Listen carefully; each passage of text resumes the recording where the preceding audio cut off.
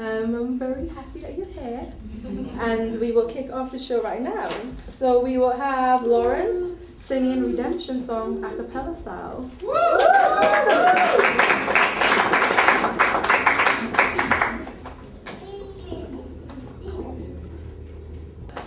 Old pirates, yes, they're all by, sold I to the merchant ship. Minutes after they took I from the bottomless pit. But my hand was made strong by the hand of the Almighty. We move forward in this generation triumphantly. Oh, won't you help me sing these songs of freedom? 'Cause all I ever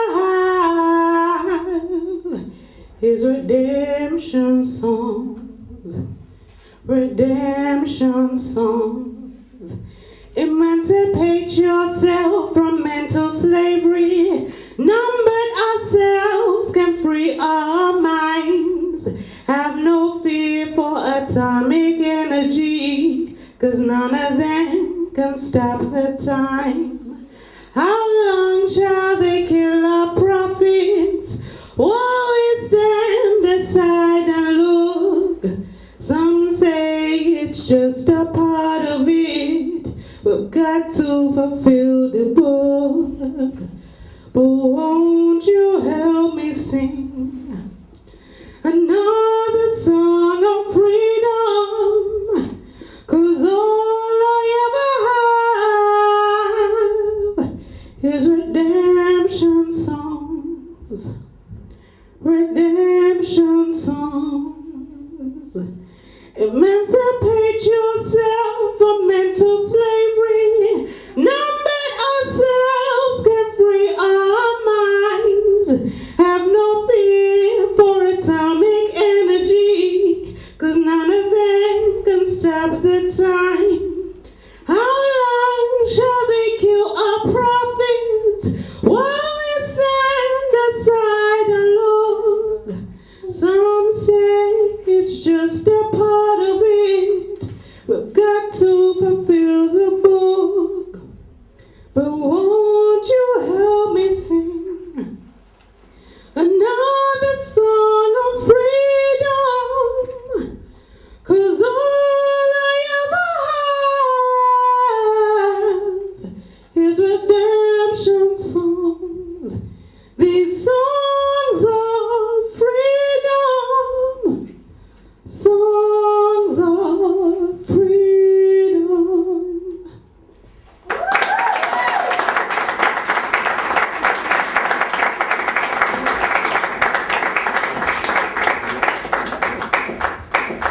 So how amazing was Lauryn? We're now going to have poetry by the lovely Amara. Come on, don't be shy.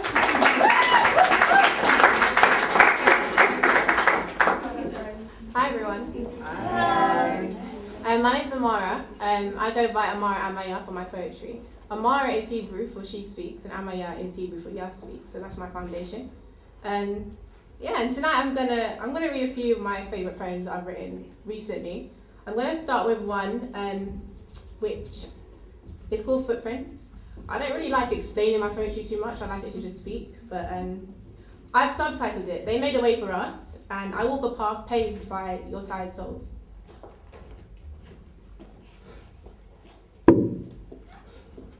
Your footprints sink deep into this earth. Deeper than your small feet could allow your footprints embed tropical-like heat into this Western concrete and manufactured soil. Your footprints give life and prevent the land from spoil, from the overused, much abused, misinformed lies which occupies the minds of our old and of our youth. Your footprints, when finally studied and legitimate enough to be embraced, prove where we, your children, may go and where we still face hatred. The fainter the footprint, the darker the tale. A story of unjust exodus unfolds as the footprints fade, as the footprints erase. There is deep shame in your voice which deepens with the eyes that you won't face me with, but your footprints remain. And you speak shamefully of the nations no one needs me to name. Your stories aren't ones that you tell. Yet with all of these gaps and spaces, Mama, your footprints suggest that you fell. They do not speak well of a society that only lets you perch and never lets you dwell. Your footprints intimately beg to be reunited with the feet that placed them there. Hesitantly, I dare to even wonder if you ever expect my footprints to do what yours have done for generations to come, continued by daughters and sons that I haven't yet known, named, or loved. I can only attempt to mimic your footprints.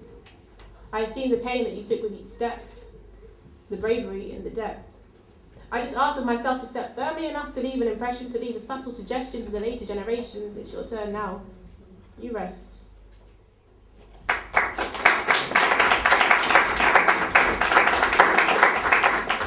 Thank you.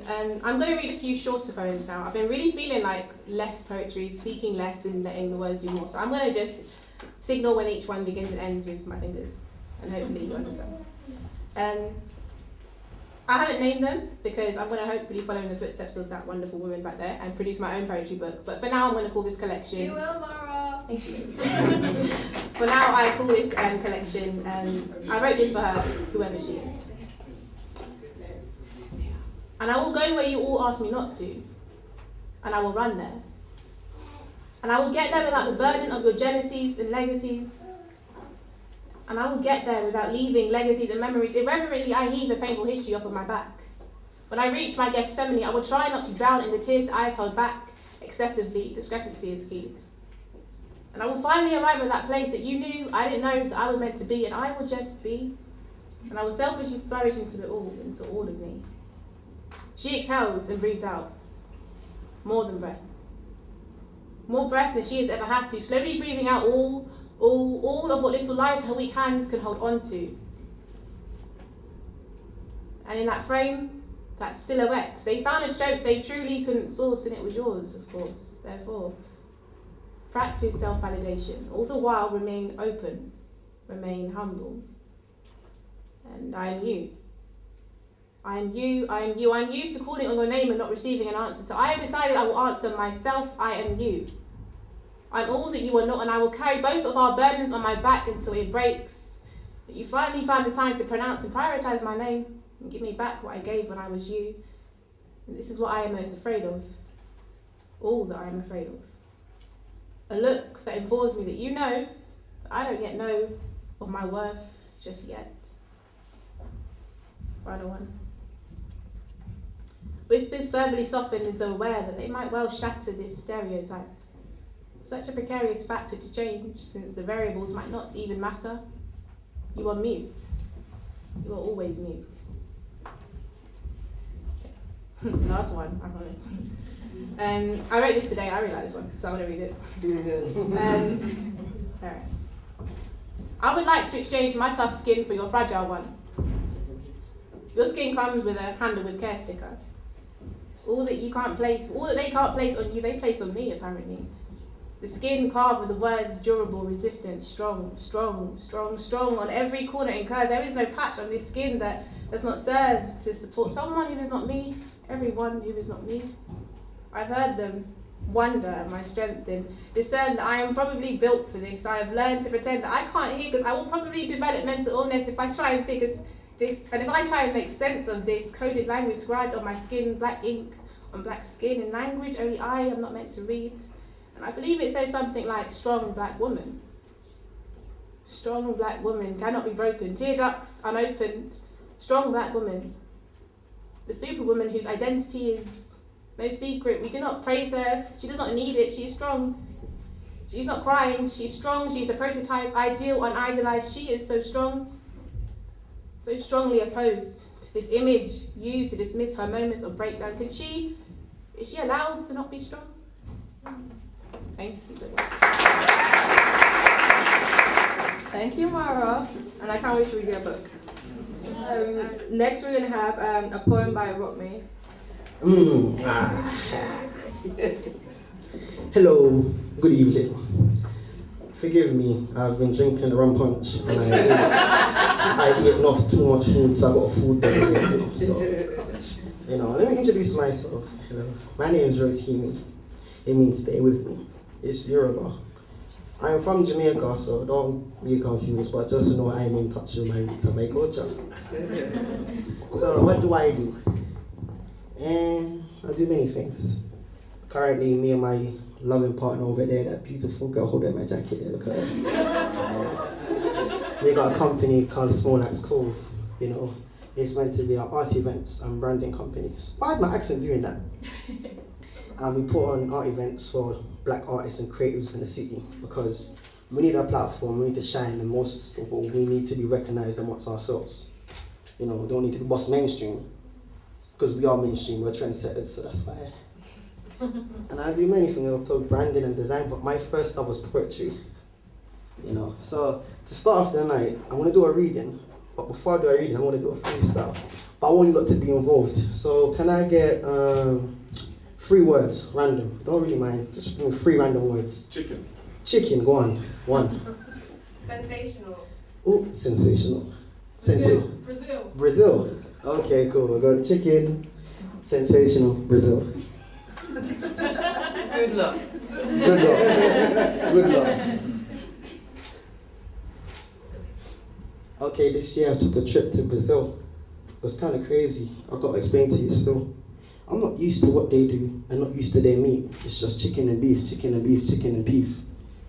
I mean, the sensation of meat in your mouth is one thing, but over and over and over and over again is a bit confusing.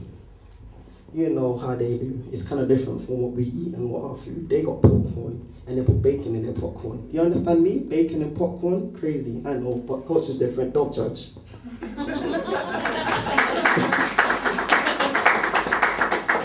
I kind of miss the sensation of vegetables touching my tongue. I used to cry and moan as a kid, thinking to myself, Mama, I don't want the broccoli. Mama, I don't want the Brussels sprouts. Mom, I don't want that. I don't want to eat that. But to I realised that we need that because too much meat makes me feel like a chicken. I'm not a coward from the vegetables, just the sensation that I get from it is too... It's not terrible, but at the same time, it's lovely. You grow to like it. It's an acquired taste. You will love vegetables when you get older, don't worry, don't worry. It's an acquired taste, like, the rum punch that I'm drinking that's making me move like, but the sensation is nice, so that's why I'm here. I'm not a chicken, I'm in front of the mic, and I'm not scared. I want to tell you tonight, hold tight, that I am ready to talk to you in a bit. Thank you very much. Time for my reading.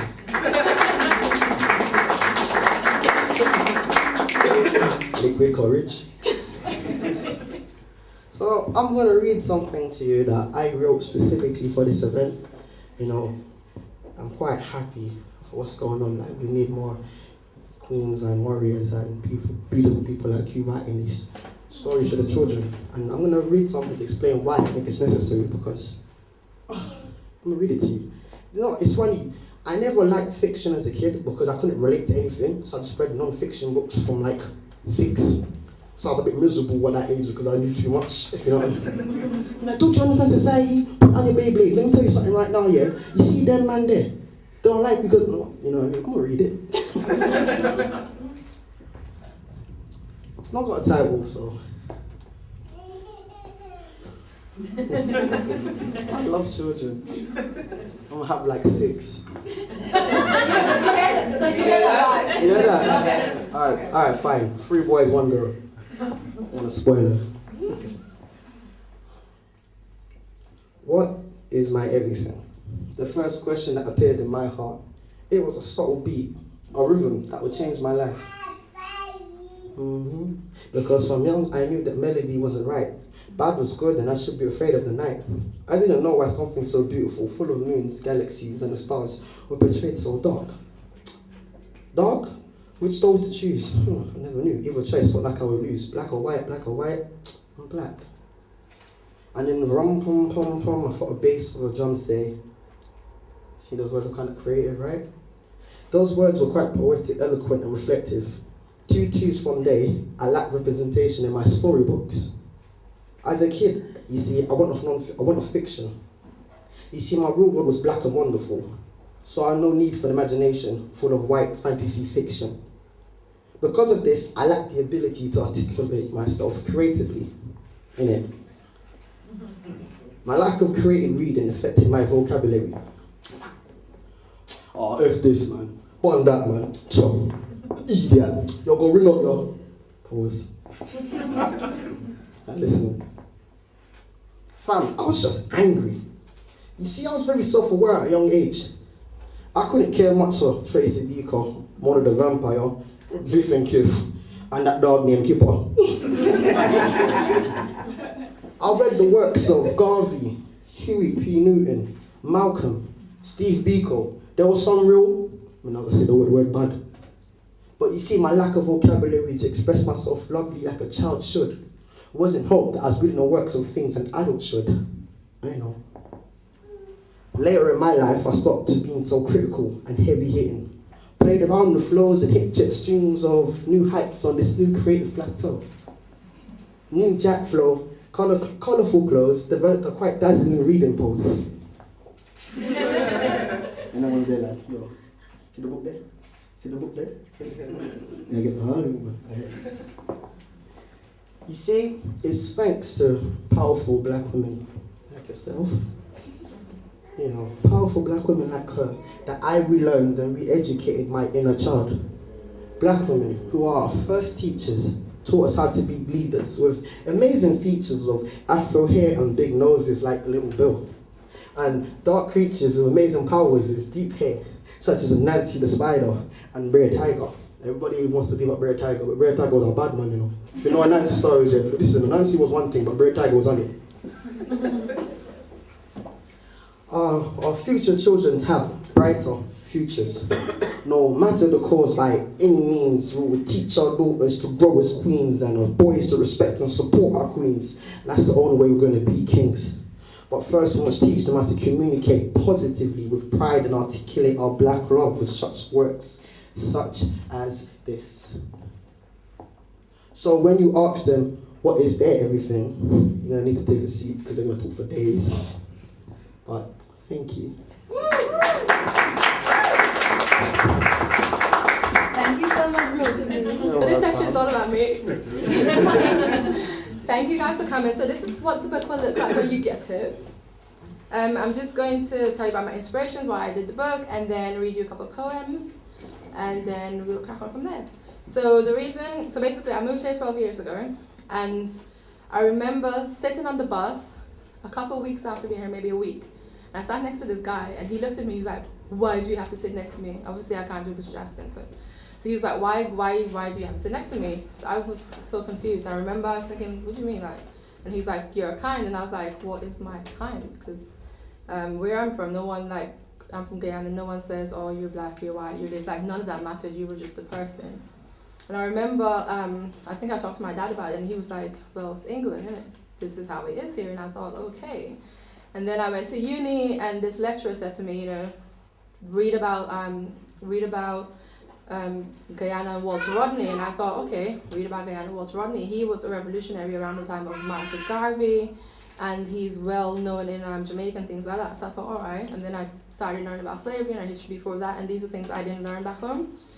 So that empowered me, and obviously made me find and renew love of myself. So this book basically covers things that I don't think we talk about in the black community. So things like sexual abuse or physical abuse, the way we talk about death and the way we treat our rituals, because many of us don't know our rituals because we've lost that culture. And it also uplifts children so that they know that they're beautiful.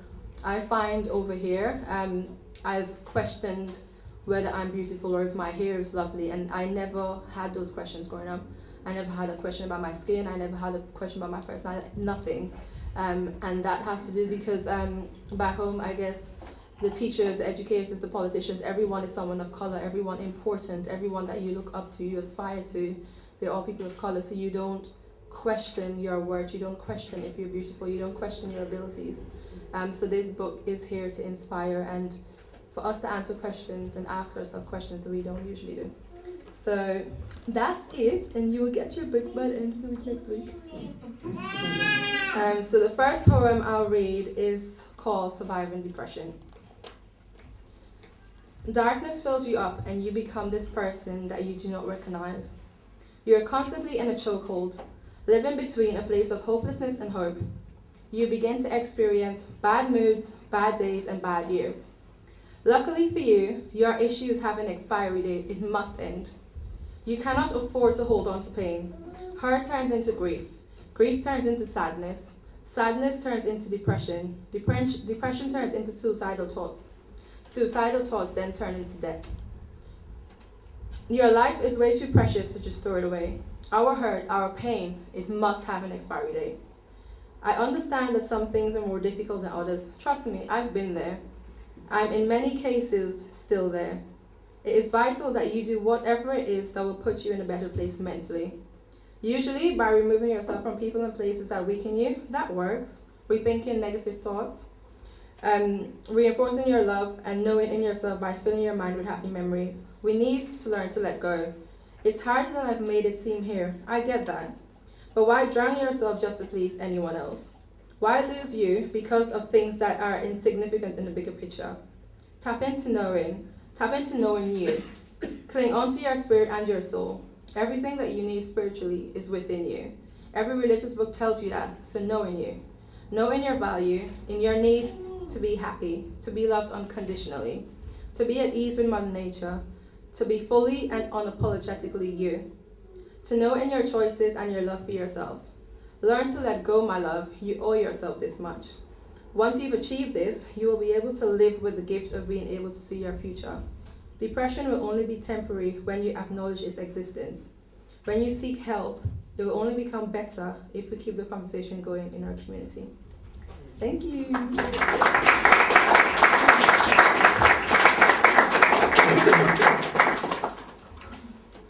So the next poem is called Never Forget. And this poem I wrote after another person was gunned down in America, because they were black and walking or something. But it's called Never Forget. They be killing us, dead on them streets. Dogs done seen better days than we, but we still keep going. Mightier than that beast. We beat our chests and songs better through, stronger than that rifle arm. We be populating the world, one brown baby after the other. We do this without trying. We be stronger than these streets or those bombs, stronger than the words you poison our souls with. We be coming at you, building futures. And just when you think you done broke our necks, our backs come up once again, our spines rooted in our deepest pain. We were first birthed from that dark soil, and you still don't get what God's been trying to tell you? Our ancestors lay beneath us. You spend time renaming us, natives, niggers, Africans, terrorists, weak, parasites, ghetto. And even though you didn't tell us, we know who we are. That melanin-rich species that gave you everything that's made you rich. Yet you beat us, kill us, rape us, hang us from trees. You tied us to horses, split us up into pieces, burned us at your picnic, still lynching us for fun. We are the pieces of art that you so gladly display for the world to see. You lay us out like the rain be running down them streets. We be kings. We are different and beautiful and special, magnificent, and we're never going to go away. You wish us dead and your grandchildren will be black, I promise you. Mm-hmm. You try and kill us and your entire family in 20 years will be black. Just be careful what you wish for. We are the seeds that never stop producing life. We get smarter and stronger, and you ain't seen nothing yet. I promise you, you ain't seen nothing yet. Stronger than your toy soldiers and your tanks, stronger than these attachments that you use to justify your power, because we're all waking up now. We're waking up, and as our truths are so beautiful and so exceptional that you that keep putting us beneath ground will find yourselves in time standing next to God.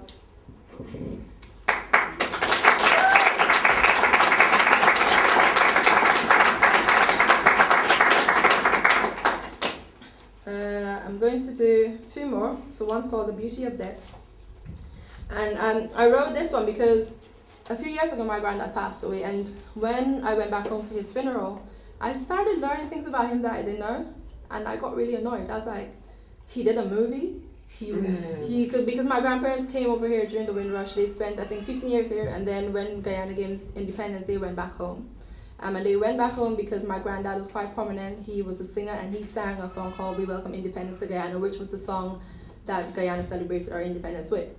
So we went back home and we did all of that, and as I got older, I started learning more about him. And during his death, because you know they say let's celebrate the life of, and I just think you should celebrate the life of someone when they're with you. You celebrate them during their birthdays and during their accomplishments, because that's when you do it. You don't wait for someone to die and then learn their stories. It just didn't make sense to me. And then I met a historian, and she was telling us that we've lost our rituals. And she even said, which quite scared me by the way, that a lot of our ancestors might be in limbo because we don't know, we haven't learned how to send them off the right way. And then she was like, our ancestors, there's a castle, I think it's called Amina Castle in Ghana. She's like, our ancestors are there. I was like, it's like my ancestors in this castle. I can't help send them home, I don't know what to do. But yeah, this is just about death and why it's there. So it's called The Beauty of Death. We often live in fear of death. We hold on to pain and we grieve in a way that we're not supposed to. Life. Our existence only have meaning because of our deaths. Without each other, life and death would not mean as much as they do.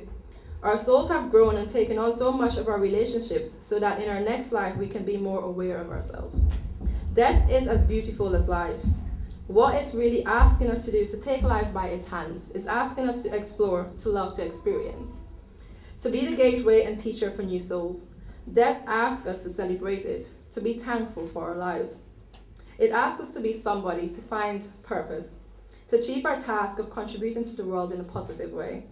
In life, we need to get back to our roots of respecting death, of celebrating instead of mourning our loved ones. Death asks us to celebrate our lives every chance that we get. It took my grandfather dying to send me on a path that dumbfounded me. I did not understand why we celebrated his life and his death. I did not understand why I was finding out new things about him at his funeral. I did not understand why remembering him made me smile and warm my heart and my soul even when I was hurting. The light bulb went off, and I decided to celebrate my loved ones while they were alive to see it. To shower them with hugs and kisses, to ask about their stories, to enjoy my time with them. Even in his death, he showed me what was important. So I ask you, let us use death as inspiration to appreciate and celebrate life. Celebrate your achievements every birthday and every new year. Share your stories, build your own history. Do not fear death. Thank you for allowing us to really appreciate life. Let us work on being remembered. Think about the things that we will regret and change them. Ask to be forgiven before death comes knocking. Lastly, do not regret the life that you've been blessed with living. Please, my loves, do not add to the graveyards that house bodies who have not fulfilled their utmost potential. Be loved, discover happiness, give back. Raise a beautiful family. Do not let death down. Live your life. Start now, my loves.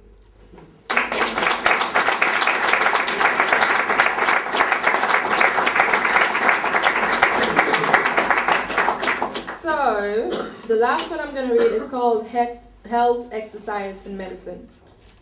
Diabetes, high blood pressure, clogged arteries, heart attacks, stroke, arthritis, low blood pressure, stagnant movement as we get older because we have lost our past culture and religious systems. We have also lost our health and nutritional systems. A lot of the food that we consume today, we season and cook based on how our slave ancestors had to cook because of the scraps that were given to them as food. We have lost the idea of using food as medicine, of working with nature, not against it. We are collectively not a people who wholeheartedly understand our bodies, and we don't understand that it needs to stay healthy. Many of the diseases that are killing us are caused by the food that we eat, and the fact that many of us do not exercise, cleanse our bodies, meditate, or get in touch with our spiritual selves. When Granny tell you drink Senapad and it bitter, there's a reason you drink Senapad, because you need the bitterness to help cleanse your body. We need to get back to basics. I know that this sounds like a bit of preaching, but how many of us have actually cleansed our bodies before we had children?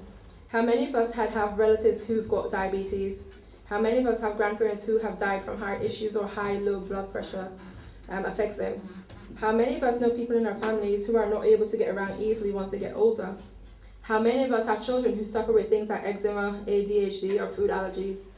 We need to understand that we have to research every vaccine before we let anyone inject our children. We need to have an understanding of the chemicals that are in our everyday food and in our water.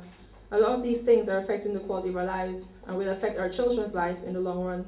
It's immensely important that we start to change collectively, that we read and research ingredients in our food, beauty products, vaccines, water, household cleaning products. Trust me, some of this stuff will shock you. I'm not saying to become overly insane with it, but it's important that we are aware of the things that we use on a day-to-day basis. It's important that we get back in touch with the slogan, health is wealth. It's important that we get back in touch with some of our ancient nutritional systems. Thank you.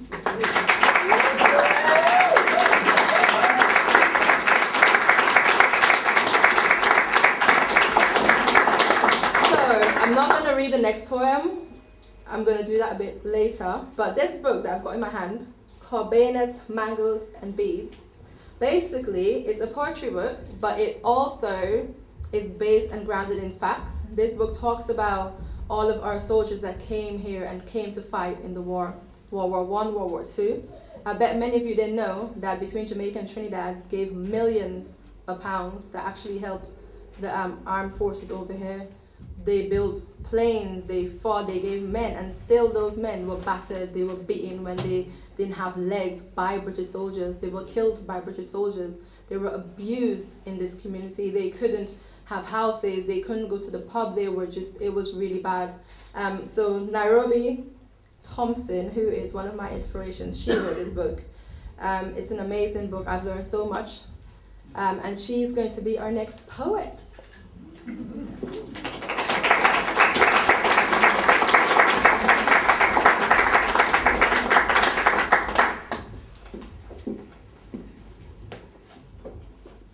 Good evening, everyone. Ooh, can you hear me? Yes. Okay. They don't make these mic stands for hobbits, do they? Okay, so I'm going to do 2 poems for you, and Tanisha, she asked me to, if I can do 2 poems for her that reflect self-love and the Black experience. So, we are in a poetry environment, aren't we? I've not heard any clicking fingers. You know how to click your fingers when you hear something that you like? Yes? You've got that? What happened to the front row?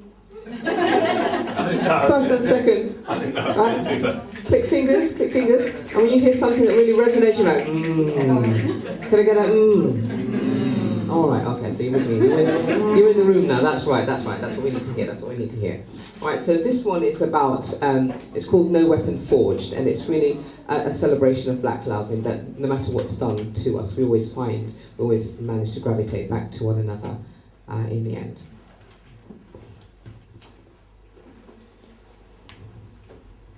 If this breath were my last to draw, upon it would hang your name, for in the saying of the same there would be fearless acceptance of any fate. Should atomic flesh searing heat sweep across the earth, leaving nowhere habitable, yet would my love for you undimmed be light in the dust-heavy barrenness among the dead. No thing shall separate us. Not transatlantic slavers, stealing us from promised lands, breeding us apart, rendering us powerless, jeering and taunting, flaunting whips and chains that dug deep our souls, impregnating us with disorienting self-loathing, filling our speech with impediment, leaving us to fight among ourselves. I watched you hang from poplar trees. Strange fruit with bulging eyes did please the rabid mob diseased with blood-fueled lust. Then I went home with swollen breasts to feed our fatherless, swaddled in my hatred of you for letting them strangle you, dangling at the end of a rope, your neck broke. No thing shall separate us, not traitors in official blue, arresting you in dead of night, foregoing your statutory rights, bending laws like boughs on trees to fit the crimes around your neck. Class A drugs with intent to supply, carrying an unregistered weapon, walking while black.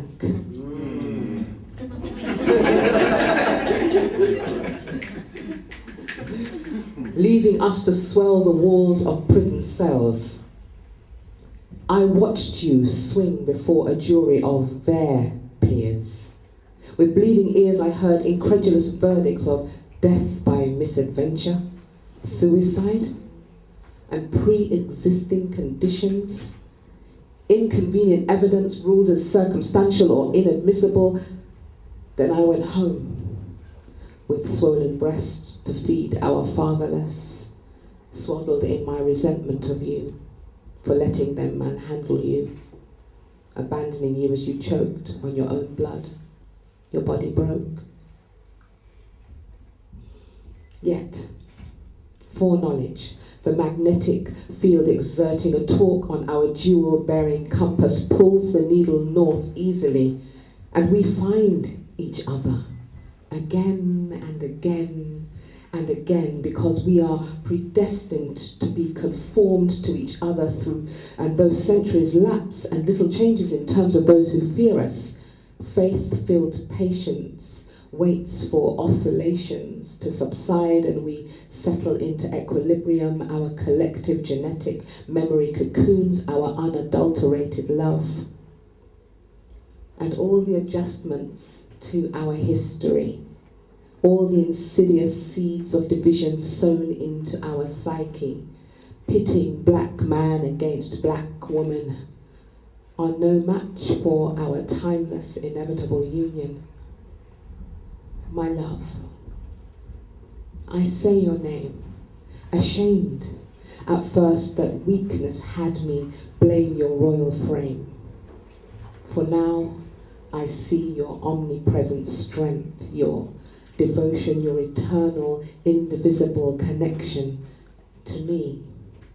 And should the heavens fall and should hell freeze amid the debris, they will find our mutual pledge miraculously intact, awaiting its chance to reflower, bloom, like gentle first shows of irrepressible, undefeated love.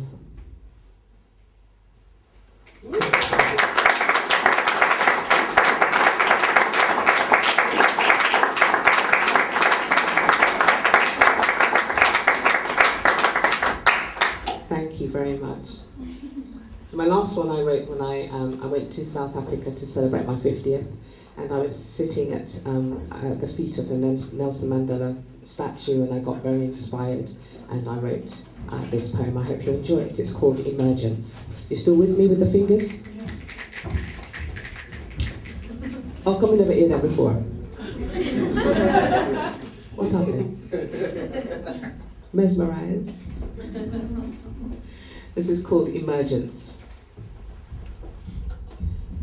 I will not deny my beauty because you refuse to see me.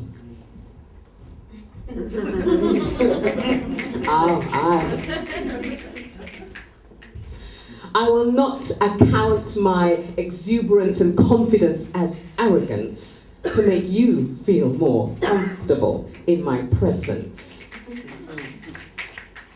I will not apologize for making reference to my race or the place my ancestors should hold, since you would not one day look upon my face and say, "Ah, look, there goes another perfect English rose."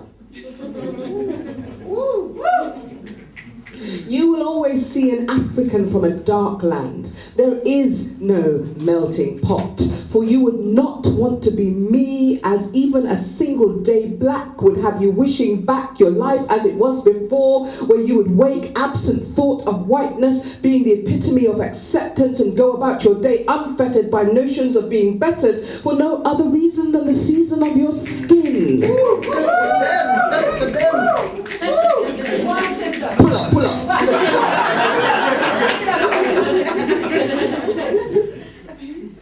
There is no melting pot, for you would not want to be me, as even a single day back black would have you wishing back your life as it was before, where you would wake absent thought of whiteness, being the epitome of acceptance, and go about your day unfettered by notions of being bettered for no other reason than the season of your skin. You would have my color blind, have me satisfied and resigned to deceptive appearances of assimilation, integration, while simultaneous filtration of my blackness leaves my soul unconscious, my identity confused, my spirit oblivious to the erosion and ultimate extinction of my distinction.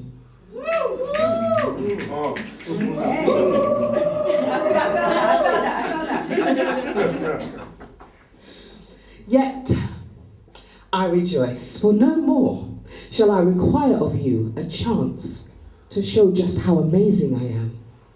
No more with bated breath shall I until my death hope for approval, while recusals of my competence abound. I see clearly now that I am the change I am waiting for. In this very moment, I see me in all my forgotten, misrepresented glory. The stories I've heard told in the annals of ancestry have made me who I am. No more the lamb to be slaughtered. I am the lion to be feared.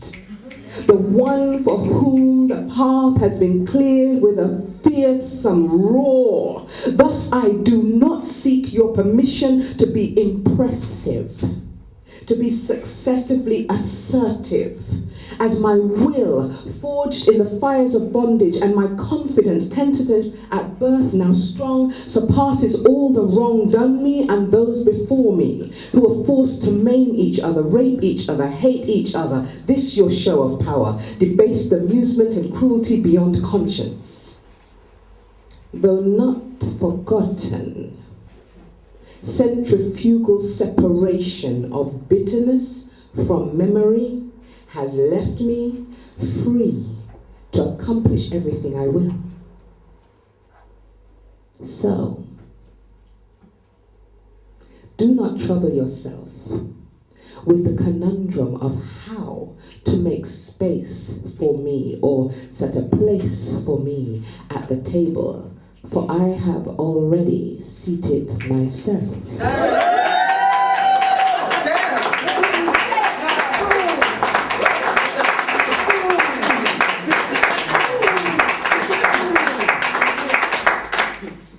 I will no longer be the moon to your sun, a mere reflection of your light banished to the night, for to be the sun is my birthright.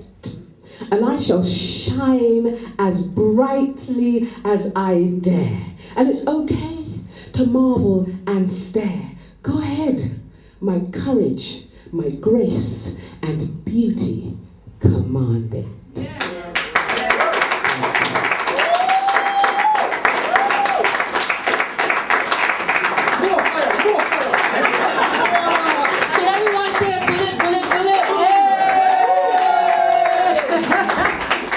I just love her so much.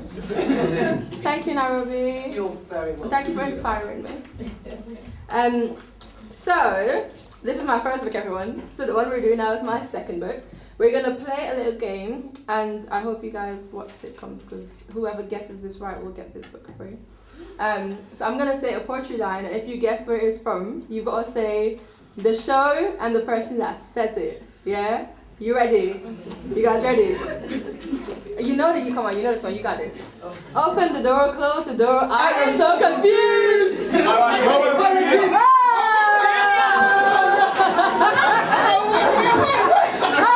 said it! No, you said a poem, you didn't say what it's from. You said a word, yes. No, that wasn't good enough. So, there's a poem that I've written that's in the book that's called Thoughts of a Tired Black Woman.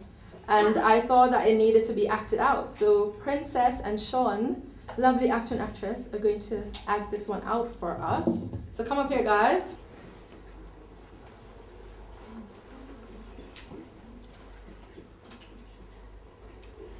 He, came from the earth, rich in darkness. crafted by the Creator, He built strong and elegant like a jaguar, had sweet smiles, love-filled eyes, big hands, a warm embrace. had his ribs taken out to create me. We were created in pairs. I loved you from the moment my eyes met yours. Your skin, rich and beautiful just like mine. You loved me dearly. We worked together. Love grew stronger. We worked our land together. The River Nile gave us food in abundance. We grew in knowledge. Strayed away from our teachings. Got tired of fighting our enemies. I gave birth to our future. They, richly dark just like us, showed us why our love was so important. Now we. You and I just don't see eye to eye. What happened to the man who stood by my side? The woman who fought for me. The one who held me up when I was weak. The one who cried every time we brought forth life. Please help me to understand why this has happened to us. We were created first. Created to love each other. To raise our families. To build up communities. It's been too easy for them to get to you. It's been too easy for you to leave my side. Too easy for us to say our goodbyes. He. Lost in their story. Caught up in wanting to be seen as worthy. Clings to her as if she's God's gift to him. But God don't like ugly. And she sure don't like mistakes. I know you think I'm crazy for bringing this up. Nevertheless. Please, look at us. Look at our people. Look at where we are heading. Your curiosity will only get us so far. You don't need her, my love. You need me. You need us. Our children need two parents. Our children need our old values and moral system. I know that deep down you think that they will accept you. But you know, and I know, that they would let you die before they recognise your worth. You know, and I know, you're only with her because you're damaged.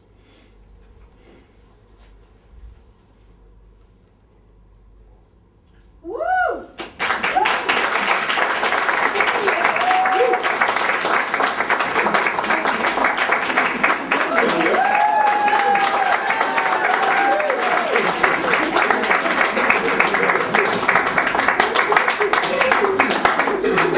That was so good. I could like have you guys on replay, but it's time for you guys to have a break. So toilet break, drink break. It's just 10 minutes, and then we'll be back.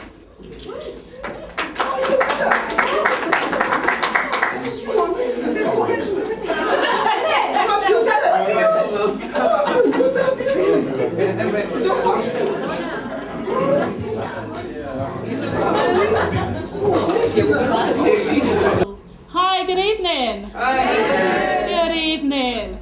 Okay, so it's such a pleasure to be here. I've really enjoyed everyone so far, and I'm just going to share a couple of my poems with you. So the first one I'm going to share with you is called Naked. I'm not going to get undressed, I promise you, but it's the first flow that I wrote last year when I first started to share my poetry, right? So I have a daughter, and I'm Jamaican. I was raised in Jamaica, so I can bring out the lingo when you need it.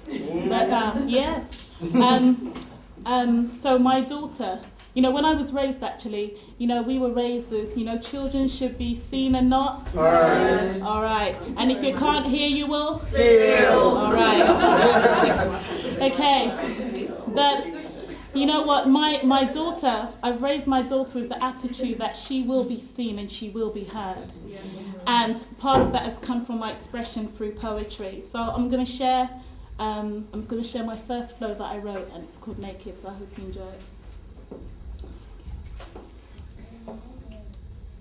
I have a need to be naked. No, not disregarded or measured by cosmetic perfection or animalistic desires that cannot be quenched. I mean, I have a need to be so naked that it is clear, transparent from my core. or even the awe of my core. I have a need to be the type of nakedness that transforms and renews and transpires and reveals and takes from one pure and twisted misunderstanding to that which is innocent. I have a need to be so naked that when I speak, my words, they flow with such power that lies evaporate in atmospheres of pure truth, and my words crystallize and form weapons of mass destruction that annihilates every bondage, pain, fear, disease, emotional cancer, mental cancer that terrorizes the souls of mankind and threatens to break the spirit of our humanity. You see, I have a need to be so naked, but that in the infancy of this nakedness, you will embrace my vulnerabilities, and you will, over me, sing songs of praise that will cause my head to raise and my eyes glaze over with your unconditional love. Because naked is more than 5 letters. It is a state of what is pure and true and just and right, and the way we all are with each other. And there is no need to clothe our words, because when we speak, our words walk amongst men and women, uniting us with each other, because there's no shame to cover, right? And I can stand before you with my wounds exposed in my nakedness and breathe in your pure air, my healing, for there is no shame to cover. You see, I have a need to be naked beyond fear of embarrassment, because at times I open my mouth too wide or my tongue is too loose. You know, sometimes when the words form in my mind, they flow with such power that my pink velvet, it trips as it unravels, a bit like a red carpet that should bring glory, but instead it is illuminated with flashes of ridicule. As my words full step repeat, full step repeat, full step repeat before the paparazzi of humanness. But still, I have this need to be naked, because more than anything, it feels like me. And after so many years walking this earth, I have a need to really free me. That's it.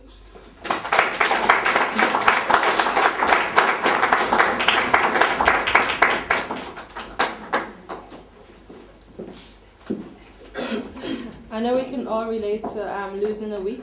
Yeah. Oh, that's a bit clear, isn't it? Oh, it is not now. Okay, so the next one, right, so if I had a superpower, I've got a little lisp, you know. If I had a power, all right, it would be human connectedness, you know. And so what I see within our community, I see it from two folds. I see what is happening externally, and I see what is happening internally. So I see what we need to fix amongst ourselves, and I see how we need to change how other people view us. So this poem is a true story, true story, right? And it's about heartbreak, heartache, mine. And it's 4 days following heartache. And the reason why I'm going to be so naked, theme of nakedness, with you about it is because, you know, I feel within our community there's a lot of healing we need to do amongst ourselves. Mm-hmm. When I look at my brother, I see a king. And I raise my children to be kings and queens. And when we open our hearts to our kings, and when our kings open their hearts to our queens, and they get treated like common people, it wounds us in a very deep place. People always say, oh, how are you? You look good. And they talk about you physically. Or how are you feeling? No one says, how's your spirit holding up today? And I have this saying, I say that when you lose a best friend, it breaks your heart. And when you lose a lover, it breaks your soul. But to lose both, it breaks the spirit. And so I'm going to share this with you to hopefully bring some understanding. True story. Okay. 4 days following heartache. Day 1. Today feels like the first day of forever. First day that we haven't spoken since our first day. And first day of thoughts of a life without you. And first day of no matter how busy I try to keep myself, empty pockets keep opening in my day that belong to you in your presence. And I am trying to keep myself so busy. But I can sense a tsunami coming. You see, I can still see you. Still hear you, your sweet tones and your isms. And still feel you. And as much as I want the Eunice to go, I'm afraid it will. Day 2. We didn't fall, we grew in love. And now I can feel its roots strangling me, limiting the blood flow around my heart. This coldness is numbing poison, reaching in the air on every inhale as I breathe out the goodness of us. The devil's pitchfork in my brain. See, I told you that was a warning. And this air is thick with toxicity. Walk, Nataline, take a walk. Skies over London are grey today, a bit like my lounge pants and my Nikes that I blindly put on. Today the weather and I feel the same, and God gets me.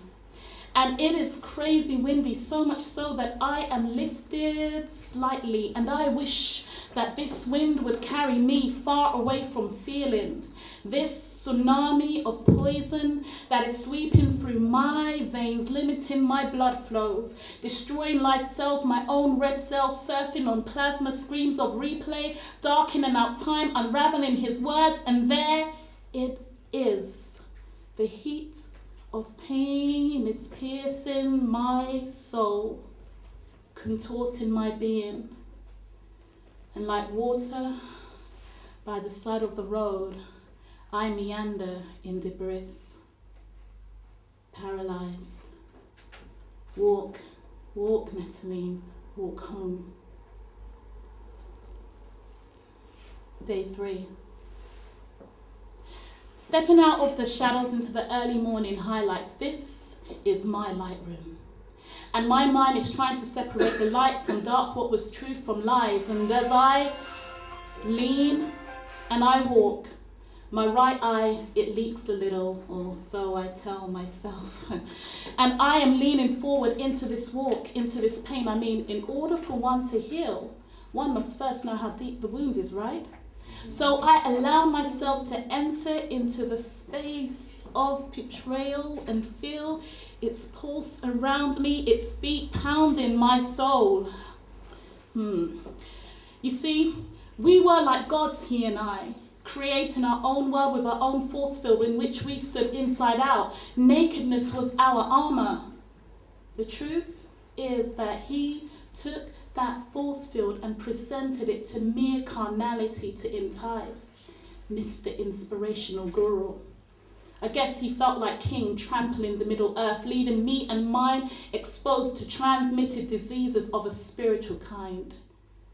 Still, we were so in tune at times, our dreams were in sync, and our minds were snapping snapsies like gunpowder sprinkles on November the 5th. Our conversations conceiving fetuses of creation, birthing manifestations, dreams with heartbeats, but still.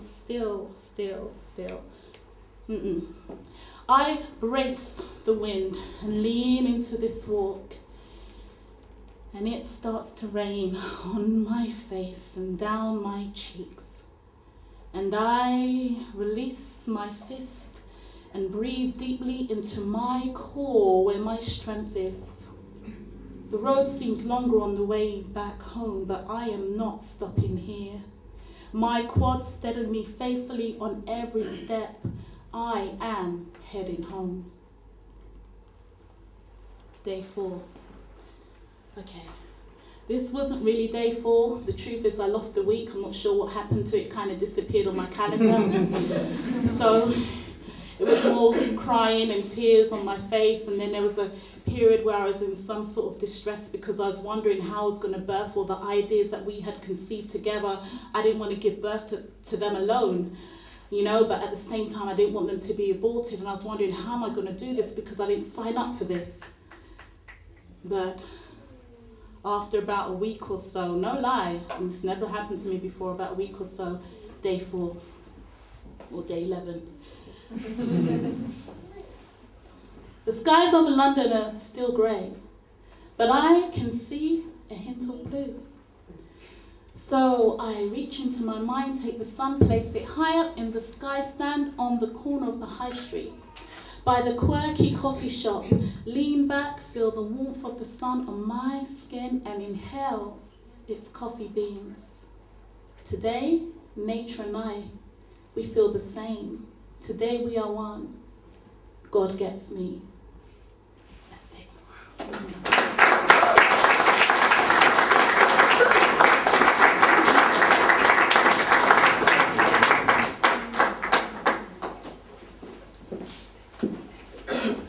I know we can all relate to losing a week, you know, when you lose something like that and going through different trials. I really enjoyed your poems. Thank you, Nataline. So next we've got Shalon, who's just, you know, she wants to share a bit of her love with us. So come on.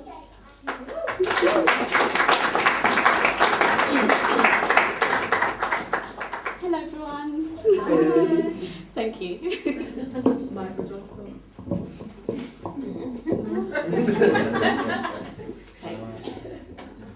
Oh gosh. Yeah, thank you. T, thank you.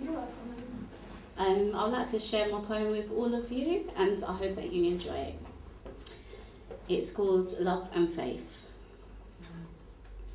It wasn't soon enough. In fact, it is far too late. I waited an eternity for a loving embrace. The people hurry daily to ensure they board the train. Others waited in anger for the bus in the pouring rain. I looked around at faces of wonder, sadness and joy, as each individual allowed life's path to annoy. Yet I looked around and wondered in this misty place, daydreaming of your loving embrace. You see, deep in my heart, it's paining me bad. I behave as though it is not, and that I am in fact glad. The realness of it, it really hurts. The tears I cry consume me, like an explosion of hell and fury. Unable to bear the pain, I sit within the rain, thinking and reminiscing of the love I thought was our blessing. Instead, it proved otherwise, like a beautiful rose that had just died. Then came the following day, when I thought of the previous night I had prayed.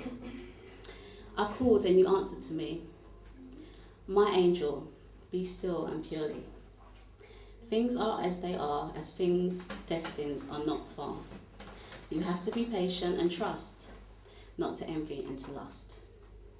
Have faith, for it will arrive, the day you will find your king and you will become his bride.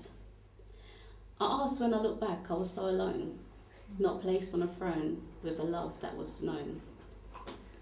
I was misguided and treated badly, and the emotion, it just left me, sadly, low. Dear child, I didn't leave you lonely. I stood beside every heartbeat. The tears you cried was to cleanse you, to prepare you for the new. It wasn't a test or a lesson, but a moment in life as a blessing. So when it is time for you to be free, you'll find the one to love for eternity. I cried more tears, but of joy, as what I thought was broken had not been destroyed. It made me smile again, for I no longer felt that pain. It was then I understood the meaning of footprints in the sand. This was my time and I was going to land. As I jumped in glee and happiness, I came to truly understand I am forever blessed. Also, I'm never alone. Thank you.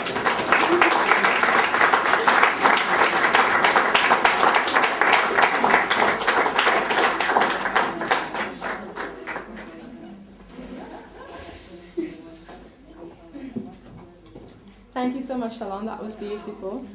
So I can't sing, but we're going to play one more game. And whoever finishes the end of this verse will get homemade body butter that I make myself. So I can't sing, so no one judge me on my singing voice, yeah? Good. One thing about music. When it hits you, you feel no fear. Actually, that's what I So the next act is my little sister, and because she keeps trying to be like me, if she's bad, boo her, yeah? Like, I'm joking.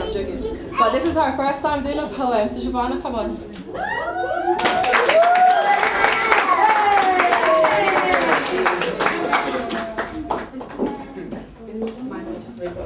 Hello everyone. Hi. My name is Shabana.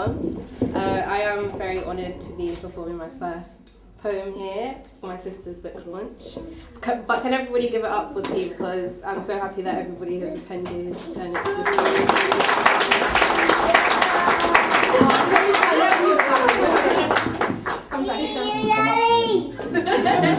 You'll do your first poetry performance later, don't worry. Yeah. Okay, so mine is about strength. Physical strength is pushing for optimal health in your human body, exercising your muscles and eating energizing foods to feel godly. Mental strength is not stopping until you achieve what you believe, because what is meant to be will always be. Strength is not caring about the externalities, because you know your own truth, and then you will see that confirmation from others is not necessary. Strength is accepting when you are wrong, because mistakes can only make you greater. So remember, honey, if it doesn't kill you, then it can only make you stronger. Spiritual strength is traveling to uncharted territory, where positives and negatives are the only probabilities, because in this life there are no guarantees. It is trusting your sixth sense to feel your way through life, knowing there is a higher purpose for your existence, no need for strife. Strength is what propels people to lead the way and leave the sleeping sheep who's been led astray. But the ability to survive this lifetime relies on the strength of your body, spirit, and mind. It is there where you will find the key to everlasting happiness of all time.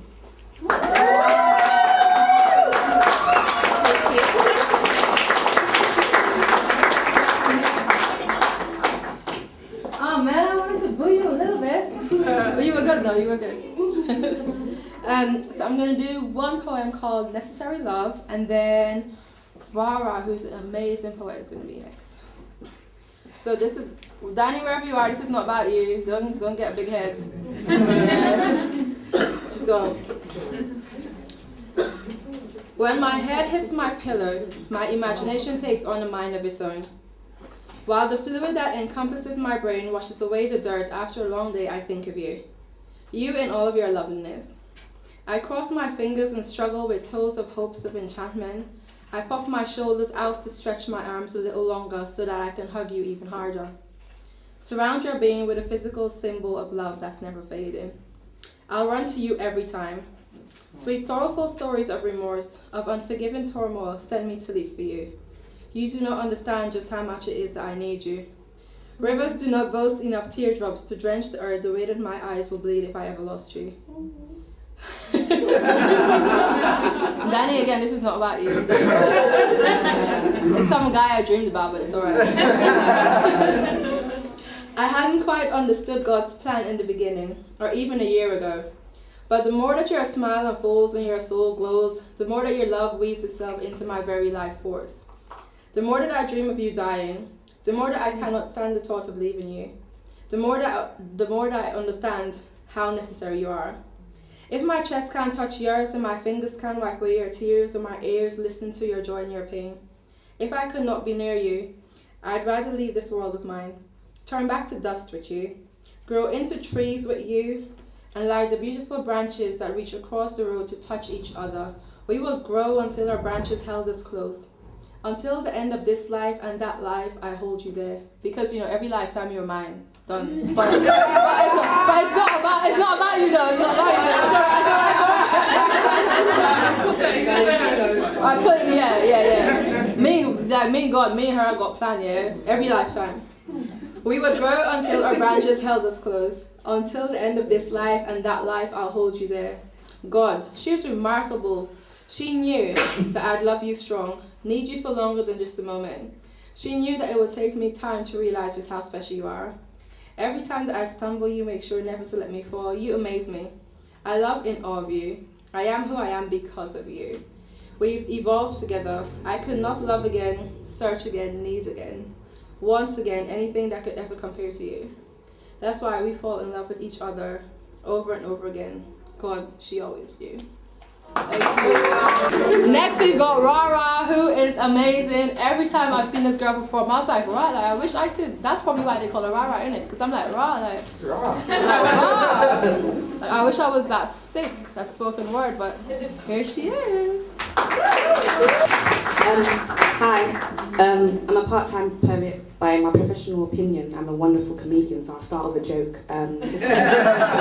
What do you call a Batman that doesn't go to church? A waste man? A Christian Bell, do you get it? I'll do two pieces. This first piece is called Light Skin vs Dark Skin. You're worth a little more if you're golden. Like, black is too callous to be beautiful. Yellow skin and tight curls make her a goddess. The Milgrams of Malaine spread thin enough to let light through. The light let through is the magnitude of presidential status embedded in the bones of a lighty. Holding the smoking pistol, the wounds, the self-esteem of women who wear midnight on their skin, moon marked and kissed by sun, skin darker than 1201. You bet to God you learn to embrace the little boy full of potential, skimming beach stones off the shore, reflected by the moon, hidden in your pores. Welcome to the colour wall. Rifle strapped to my shoulder, it's time to start a rapture, waiting the smith, for colour doesn't define your beauty. We're at war, boys. Dodging bullets, throwing hand grenades, I'm situated in the trenches. Aiming at the stereotypes that come with skin tone, like, why light-skinned boys always gotta take pictures like they're looking into your soul? Why dark-skinned girls always angry 24/7 screwing? Did you know a light-skinned girl is born with unread messages, and a dark-skinned boy, well, a dark-skinned boy is most likely to rob you? When did this complexion obsession commence? Colorism, when did this complexion obsession commence? That has driven individuals to purchase Carol Light and cake soap and rudely hand gesture to a goddess finalize our physical identity. So why change? Swelling tongues have made you forget you are a constellation. Your Afrocentric hair isn't repulsive. It's the radiant truth under the weave you wear, even on mornings when your edges are being disrespectful. Hip-hop history instructs the acceptance that women are nothing more than decoration ornaments. So when a rapper like Kendrick Lamar replaces a light-skinned girl with a dark-skinned girl, well, it's a racist catastrophe. The entering of no man's land is a nuclear bomb dropped in the outburst of It's a nuclear bomb dropped in the outburst of a home invasion. It's a verbal ambush from lips uttering, you're pretty for a dark-skinned girl. Like, the concept's just ludicrous, like it's not good enough to just be black, so their ego tripping drunk on Guinness skin, reluctant to accept that women of colour and men of shade have pecan-toned palms. When did this all commence? Colorism was an instrument invented by plantation owners. It emerged in the scorching sun of an auction afternoon. Bodies were bidded, branded, discoloured. They were owned, turned into nothing more than a cotton picker or a dishwasher to pick one now. Ego tripping from this dim-witted complexion obsession. Pick a side of the colour war. We lack an empathetic attitude as we choose to deliberately oversee the fact that lighties are a concept first born through the act of rape. So lynch me in a field of your thoughts. Thrust a dagger in my heart, shaped by remarks of a 7-year-old girl. 7 years old, she believes her dark skin is a curse. Affiliates intelligence and beauty with lighter skin. Only 7 years old, she is given my God an ultimatum in her prayers, like, let me die in my sleep or wake up lighter. Only 7 years old, she is too young to realise her skin is a shade of armour that can never be bruised. I'm not here to start a revolution. Awaken your conscience. See, I'm here to appease. People will tell you to bleach your brown, wash your dark, erase your black. They're unaware. The most gorgeous stones are obsidian, opal, and onyx. This colour wall needs to simmer down. We all need to learn to wear our skins like sheets of diamonds. Learn the mahogany in our skin is perfect, and absence of colour does not make you magnificent. See, fair skin is fine, but fair skin is not better than mine. Humble your egos. Light in her skin, dark in her hips, figure 8's mixed race girl face. That's the criteria. Do you qualify? We need to address the elements restricting us from progress and change your state of mind, because black is black. At the end of the day, into police, we're all black anyway. Thank you.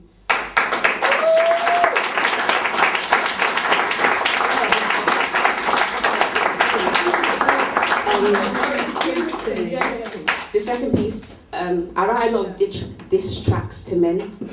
I wouldn't say like I'm fighting for feminism, because I don't believe gender equality is real, because women are the best.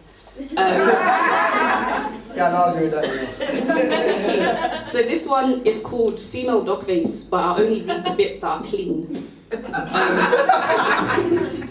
It's not like the most diss track, it doesn't matter. A burning poet once asked, if knowledge is light, what colour is truth? Isn't it obvious? Isn't this black girl melanin and your black boy magic truth? Is the history in our skin and its blackness? What dotted line do I need to sign to go ahead and join the revolution? Isn't it funny how science tells us that those you enslaved were the ones you descend from? Isn't it funny how you're so full of fear, you're still getting society to paint a portrait not in true light of us? So funny how man painted Jesus white, but science narrates that you come from us. Let's get things straight. Your history books are lying. How long was the Bible passed down by mouthful? How long did it take for you to let pride twist the truth? So, word to emotions. Can you stop killing us on camera? Then you may refrain from using the media as your weapon of choice. Look at this melanin, magic, and blackness. I am the gold essence that comes from being a black girl, but here's the reality I was told. Men will come in flocks to make meal of this flesh, so I don't smile much. Does anyone know where the concept of zoos come from? Does anyone know that black women were once caged and stared at because of their bodies? That's the first lesson in being a woman, that your body doesn't belong to you. So I will not smile for men who wish to swallow me whole. My blackness is not a fetish, not silhouette you just want to stick in the kitchen, nothing to enslave. Quit trying to make me everything I'm not. I'm Cruella in the flesh with nothing much to smile about. So I dare you tell me smile just one more time. For all I know, you might be the one. I have never been safe in my own skin, and you haven't made it easy. When even the language is against you, they want to beat, bang, nail, and smash you. So it's not safe to smile. You might mistake it for consent. Why is it that you think women should be smiling all the time? Is our presence the satisfaction for your existence? Baby, I don't care about your comfortability. This poem is going to be loud and angry and rude. I'll even slap a female dog face on its note. I'm not trying to be desirable. I want to be taken serious. I want black women to stop being the punchline of jokes, a doormat for society. Women of all race, of all culture will rise from the ashes, put pistols to the temples of men and dare them to act hostile. I will not smile. Smile. Sometimes men, I am like earthquake. Do you know how hard it is to move when your heart hurts? When you're stiff enough to be numb? I have a past filled with broken hearts and broken bones. There are more broken pieces of me than trying to fit Humpty Dumpty together again. It was as if the true tale, however gruesome, that lays behind fairy tales reigned at the forefront, as if all hidden messages in Disney films were subtitles to read. I said, my childhood was as deceitful as nursery rhymes, as if spells said by wicked witches in the West, so I may stain any piece of humanity you have left. I am sour in the mouth. I am dragon. Watch me roar. Might scorch things along the way. I breathe fire, raw. I be one hell of a fire starter. Let me roam, ruthless, ready, regardless. Call me arsonist on her worst behavior, raw. Be like New Year Eve here. Baby, I'm a firework. You don't want to see me go off, sparks will fly. Remember, I'm explosive, carry a lot of gunpowder in the mouth, so mind if I'm aiming to shoot on sight, raw. Be using words to draw her weapon of choice. I will hypnotize you with sentences, syllables, simile, smile for me. Just don't call me crazy. Don't ask me why I'm not smiling. Have you not been paying attention? Truth is, my blackness already makes me a target, but as a woman I was born warrior. But I'm so tired of being angry of being told I should be ashamed. Why, as a civilization, can we not be civil enough to move forward? There is a reason we cannot time travel yet. We are already so consumed with the past, so mark my words, there will be a revolution. We will rise from the ashes like the phoenix. There will be a time I will not have to write a poem about this. Until then, I am black, I am a woman, and this is my middle finger. Thank you.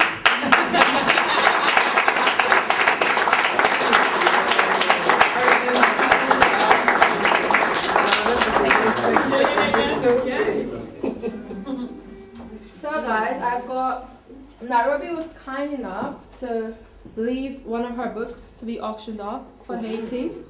So, auction begins. At £3. Are you saying no? No, £5. £5, yeah. Next? 6. 6. Anyone else? £8. 9. £9. Come on. £10. £10. Come on, guys. It's for Haiti. Come on. £10.50. You're good. £12. £12 going once. Third time, I'm just give it a £7. Third time. 13. £13. Competition. What are you gonna do, Rotimi? £13.80. What are you saying, Shalom?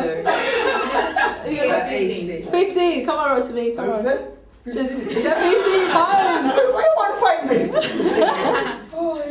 £15 going once. £15.50. Going twice. £15 sold to Shalom.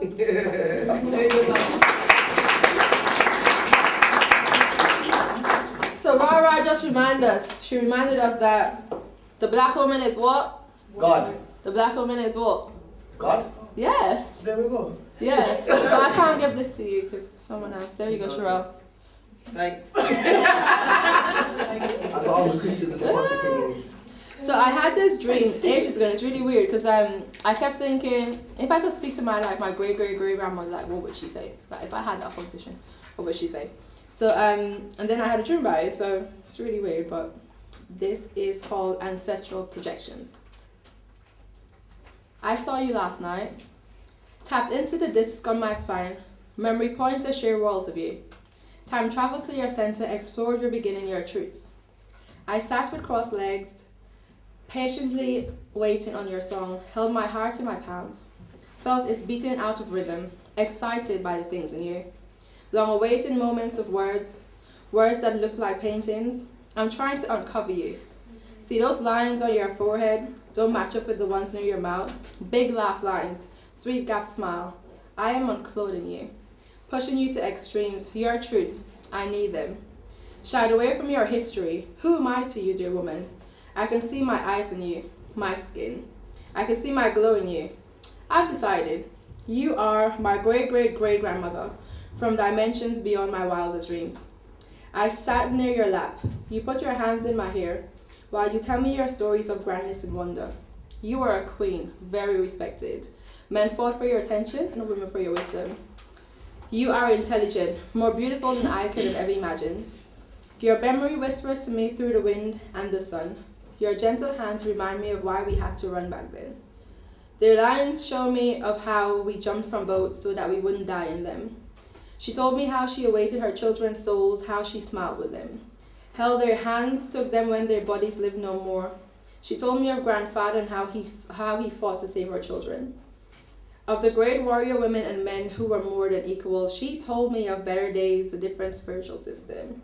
I became baby in her arms, folded myself in ways that could not evade the pain. I cried for them, reached into my soul, pulled out my rib cages of baggage. I mourned for them.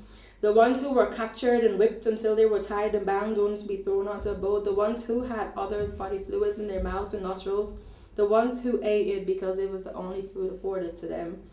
The ones who laid next to dead bodies for days. The ones who died on those ships or threw themselves off of it because it was the better choice for them. The ones who cried and the ones who died. The ones who were beaten until they were murdered.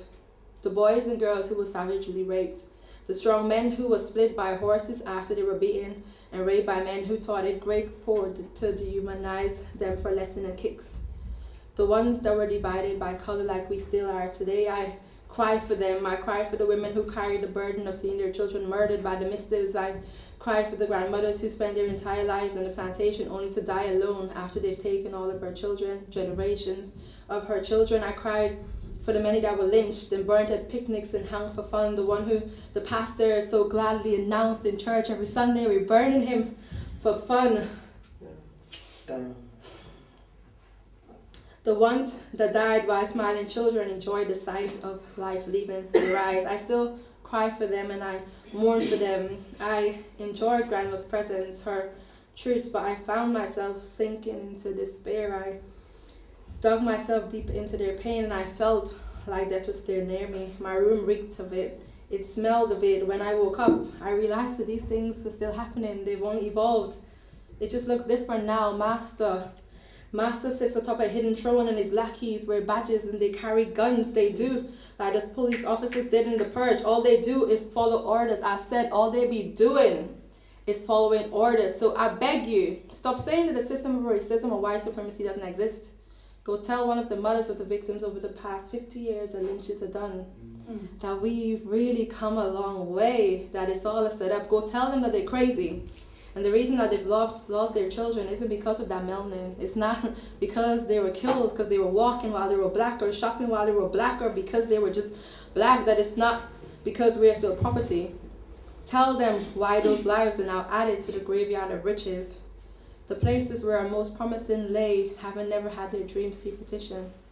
I dare you, my love, please go tell them that they're crazy. Thank you.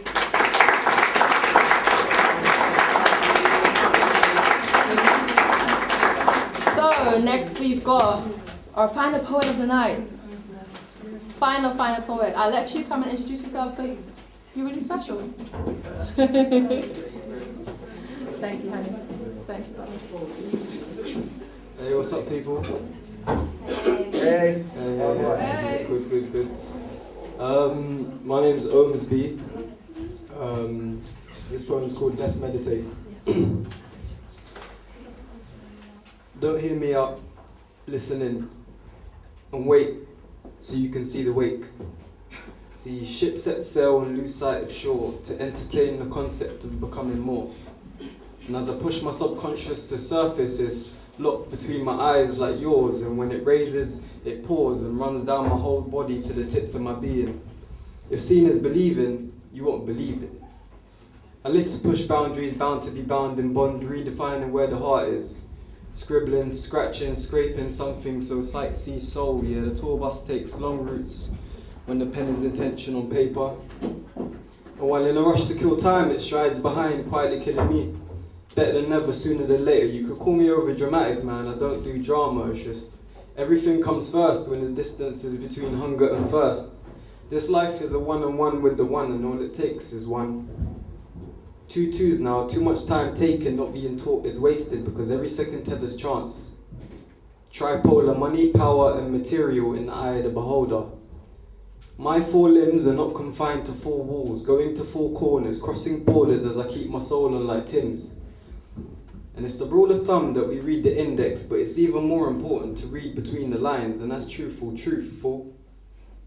My days accumulate and the end procrastinates, and with all these rules to exceptions and exceptions that rule misconceptions, conceived to be perceived with the senses. The senses, television, telecom doesn't make sense if it's from the bottom of the down to its eating mess. Bittersweet is the fallen. Bittersweet. See, it falls because it rises. Autumn follows, leading on its demise is December. The baby's eyes remember, then becomes the pretender. Life's contender through geometry and numbers, spirals and corners. I'm always the former me. Through the horizons of the 7 seas, that common knowledge is not so common. See yourself in another, so I get treated like the other. With mothers and fathers, see we brothers and sisters, only vaguely we differ. If we were all blind to it, who would you impress? Because normal is defined in flesh and bone. Help yourself selflessly. Beauty and pain don't last until eternity. See, life is hard because you write it in stone, so trace over footsteps with eyes closed. I am who I am, but am I who I is? Pretend to pay attention, this advice is gold. See, the real deal is free, yet you act like it's a show reel. Third eye straining to open at the beauty of life. In truth, I'm covered in ignorance, it's proof, even from a flower's fragrance. From the grace of rain, perspective that changes with knowledge. Because candle eyes can't deny and cannot lie. When it's time to open your eyes, you're open to time to redefine. Thank you very much.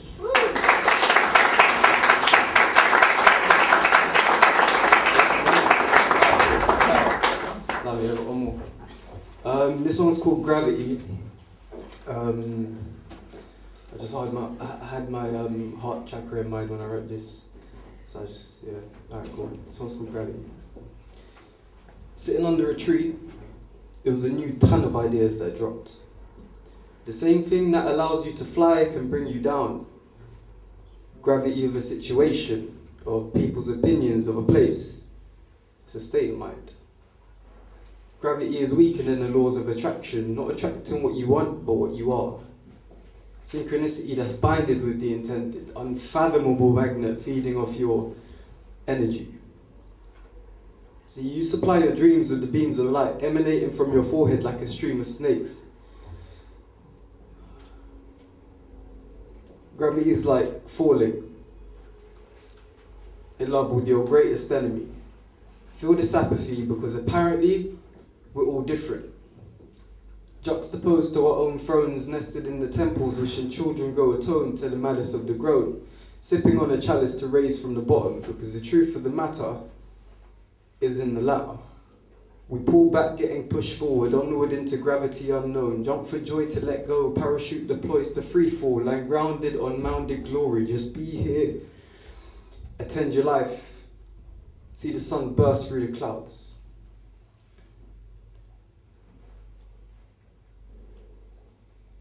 Gravity is nowhere until it gets closer and it's now here. It's the only law I see. Gravity is love. Why are you mad at me? It's love, and I know it's hard to see, but it isn't meant to be held. You find when you let go that it's meant to be felt. Mentally, I'm a mirror that you can't see. Let me help you, help me, help us. My cup is full. Come here with your own cup. Don't love me. Sorry. Be love.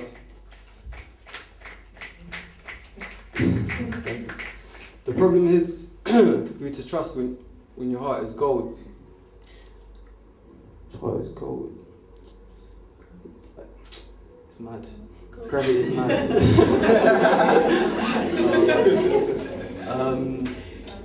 Gravity is like the mother's grasp of her child. Love as big as the earth, in fact situated in compassion. Gravity at large, earth is Marge, as I serenade her like Homer. Bore kids like Ammon and Isis. Let's talk about being alive without mentioning it like a lovebird. Thank you very much.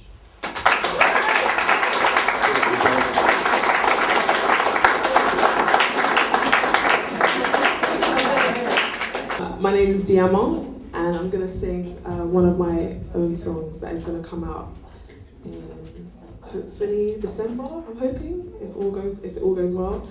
This is a song called Ebony.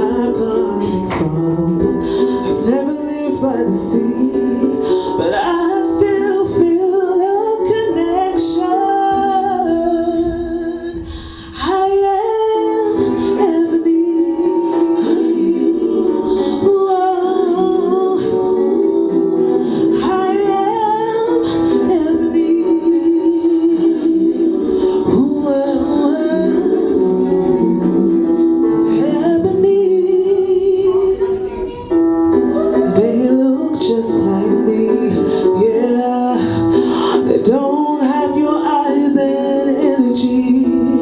Do I look strange to you? Do I count as one of the many dancing joyfully? Where do they find this joy in such sorrow? I move a little differently, but am I still your ebony? I am ebony. I am ebony.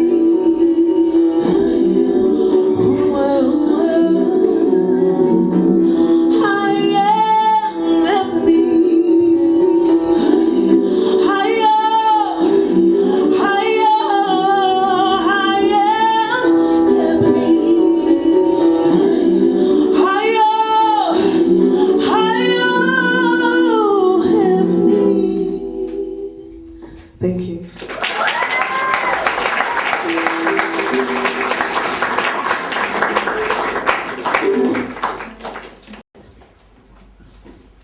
Whew, okay.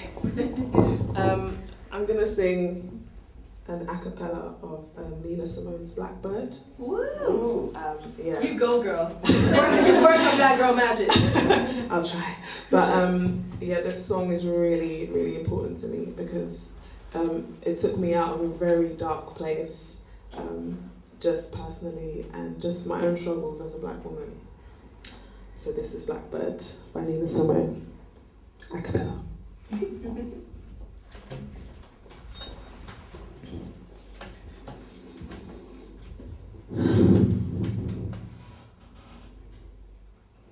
Why you wanna fly, Blackbird? You ain't ever gonna fly.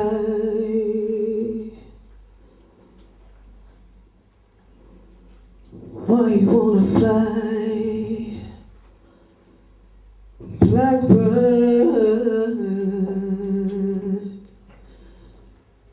You ain't ever gonna fly.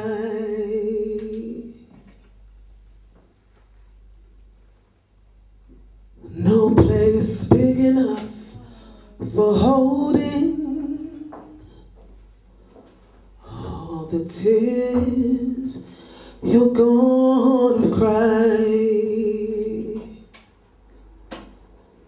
'Cause your mother's name was lonely and your daddy's name was pain, and they called you Little Sorrow, 'cause you never loved again. So why you wanna fly, Blackbird?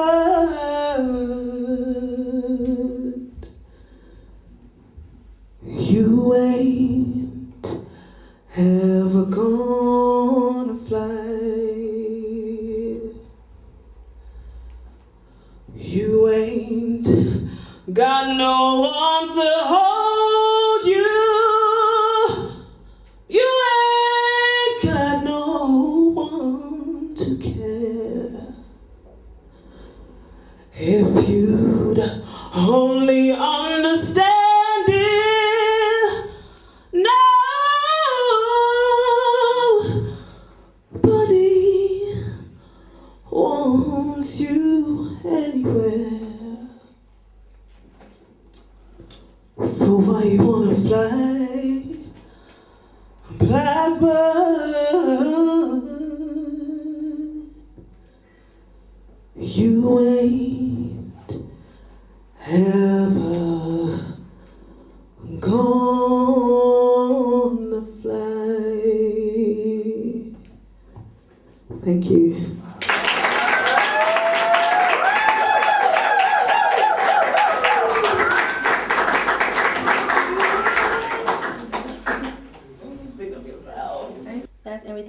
read one more poem.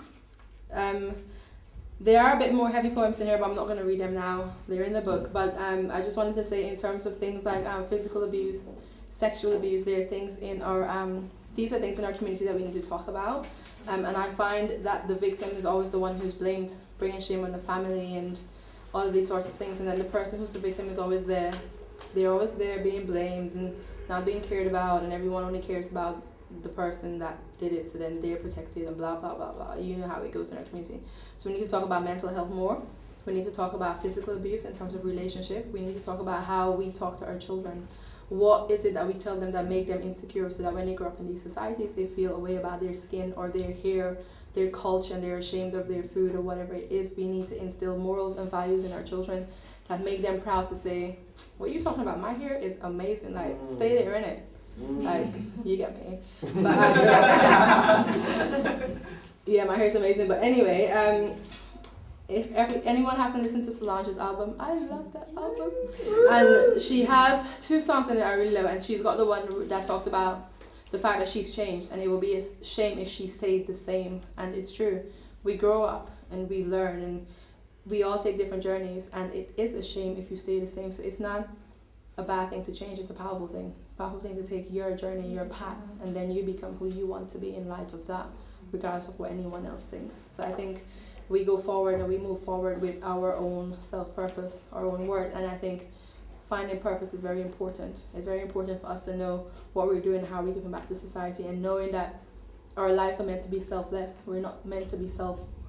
We're meant to be giving back. We're meant to be doing so much more than just our surroundings and our community. We're meant to give out and pour that love out, and the universe will respond to that energy. So and she has this song that talks about don't touch my hair, and so that poem, Mad Girl, came from that. So I'm happy about this because I get to use my accent. Yeah. If y'all don't understand, y'all understand the song. So it's called Mad Girl. We've got the right to be angry, to say don't touch my hair, what happened to you? We've got the right to cry when we feel pain, when another name appears on our screens. Another body lying in the streets, another cop sits at his desk getting paid more than he was when he was on the streets. Another family who's got nothing less. We've got the right to be mad. The right to arm up and go on bad. We've got the right to need time off. This depression thing ain't easy when everybody else is at work laughing. You've got the right to scream at the top of your lungs, not to look at Facebook or Instagram because our soul's too weary. How many pictures of dead bodies can you see? Depression is real, you know, this thing does something to us. Damn, turn off the lying news already. Turn off the lying news. Ain't no information there worth anything to you. You've got the right to feel alone. You've got the right to look at him sideways. You've got the right to need to wallow, roll up in a ball and release your sorrow. You've got the right to need to get away, to feel that everything's against your race. You've got the right to be mad. There's so much pain buried under your flesh, so much that needs to be said. You've got the right to feel however it is that you feel. You've got the right to be mad girl, to be a mad girl. And anybody that doesn't understand that, it's clearly mad girl. Thank you.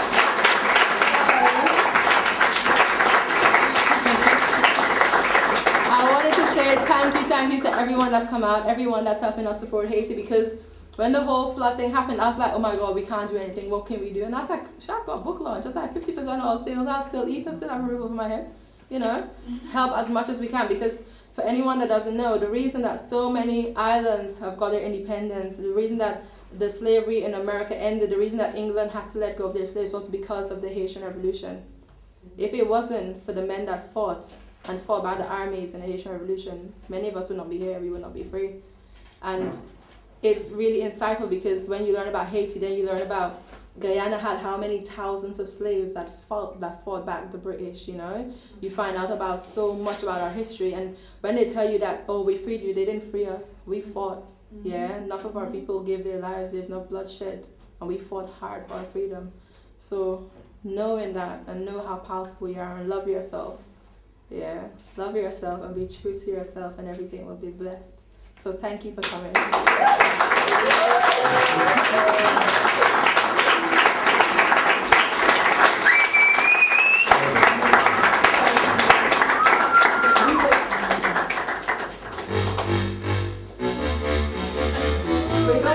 It was really beautiful. It was a really amazing night.